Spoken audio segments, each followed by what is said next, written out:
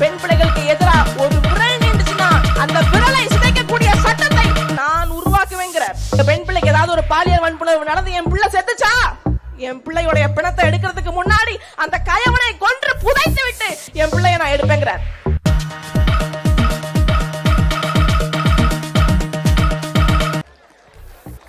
இப்படி சொல்லுங்க. பாலியல் வன்புணர்வுக்கு எதிரான சட்டங்கள் ஒண்ணு தீட்டணுமா? ஒண்ணுமே இல்ல. மரண தண்டனை ஒன்றுதான் அதுக்கு தீர்வுன்னு சொல்றார். பெண் பிள்ளைகளுக்கு எதிராக ஒரு விரல் நீண்டுச்சுன்னா அந்த விரலை சிதைக்கக்கூடிய சட்டத்தை நான் உருவாக்குவேங்கிறார். எங்கள் அண்ணன் செந்தமிழன் சீமான் ஒருவர் மட்டும்தான். எங்க அண்ணன் சொல்றாரு பாருங்க, அதையும் மீறி எங்க பெண் பிள்ளைக்கு ஏதாவது ஒரு பாலியல் வன்புணர்வு நடந்து என் பிள்ளை செத்துச்சா, என் பிள்ளையோட பிணத்தை எடுக்கிறதுக்கு முன்னாடி அந்த கயவனை கொன்று புதைத்து விட்டு என் பிள்ளைய நான் எடுப்பேங்கிறார். இப்படி ஒரு போல்டான ஸ்டேட்மெண்ட் திமுகவோ அதிமுகவோ சொல்லுவாங்களா? நிச்சயமா சொல்ல மாட்டாங்க. யாரால சொல்ல முடியும்? இந்த மண்ணையும் மக்களையும் நேசிக்கக்கூடிய ஒரு மாபெரும் தலைவன் வழி வந்த பிள்ளையால மட்டும்தான் அதை சொல்ல முடியும். அதனாலதான் எங்கள் அண்ணன் செந்தமிழன் சீமானதை சொல்கிறார். நீங்க சிந்திச்சு பாருங்க, நாம் தமிழர் பிள்ளைகள் இந்த ஈவேராவை பத்தி மேடையில பேசிட்டாங்கன்னு அடிச்சுக்கிட்டாங்க, நெஞ்ச வாயிலையும் வயிற்றுலையும் அடிச்சுக்கிட்டாங்க. எங்கள் தந்தை, எங்கள் பெரியார் அவரை பத்தி இப்படி பேசிட்டாங்க, அப்படி பேசிட்டாங்க. என்ன உன் தந்தை, என்ன உன் பெரியார், என்ன உன் தந்தை? தமிழ்நாட்டில் வாழக்கூடிய எல்லா பிள்ளைகளும் ஈவேராவின் பெரியாரின் பேரன், பெரியாரின் பேத்தி. யோ, இங்க பாலியல் வன்புணர்வு செஞ்சு கொல்லப்பட்டு பிள்ளை எல்லாம் பெரியாரின் பேத்தி தானே. நீ சொல்றதுபடி ஏன் நீ வந்து போராடல? ஏன் நீ வந்து ஆர்ப்பாட்டம் பண்ணல? தீக்கா, தாப்பை தீக்கா, அந்த தீக்கா, இந்த தீக்கா எதுவும் போராடல.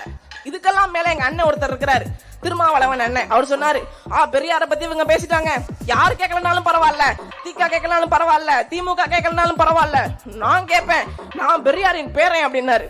பெரியாரின் பேத்தி இப்படி செத்து போச்சு, ஏன் கேட்கல? என் பிள்ளைகளுக்கு இன்னைக்கு இந்த மண்ணில பாதுகாப்பு இல்லையே, ஏன் நீங்க வாய் திறந்து பேசல? கூட்டணி லாபத்துக்காகவா?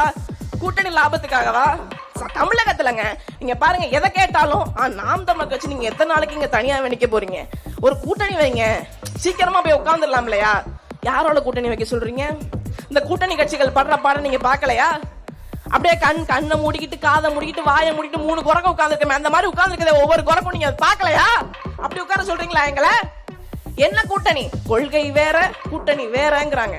என்ன கூட்டணி நான் சொல்லவா? இது கொள்கை உள்ள கூட்டணி இல்ல, கொள்ளையடிக்க வந்த கூட்டணி.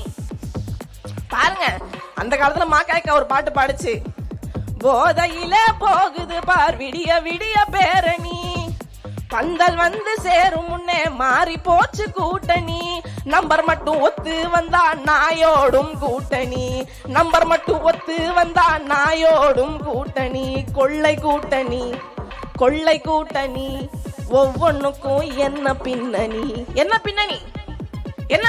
கொள்ளை அடிக்கிறது தான் பின்னணி, கொள்ளதான் கூட்டணி, கொள்ளையடிக்கதான் கூட்டணி வச்சிருக்காங்க. நீங்க சிந்திச்சு பாருங்க, இன்னைக்கு வந்து ஒரு பாக்கெட் சைஸ் புல்லுக்கட்டுன்னு ஒருத்தர் வந்திருக்கிறாரு. பாக்கெட் சைஸ் புல்லை அறிமுகம் செய்த கதாநாயகன் அவரு. அது வந்து பாக்கெட்ல இருந்து புல்லுக்கட்டை எடுத்து ஜல்லிக்கட்டு மாட்டு கொடுத்தா அது அந்த புல்லுக்கட்டை சாப்பிட்டுட்டு அமைதியா நின்றுமா. எவ்வளவு பெரிய கான்செப்ட் ஏங்க! ஒரு புல்லுக்கட்டு எத்த தண்டி இருக்கும்?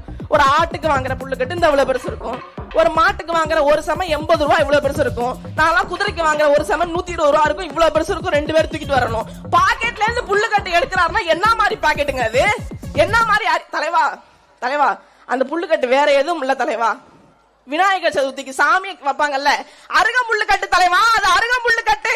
அவர் பார்த்த புல்லே அந்த சைஸ் தான் அப்படின்னா அப்ப மக்கள் பிரச்சனை எவ்வளவு பெருசா இருந்திருக்கும்னு யோசிச்சு பாருங்க.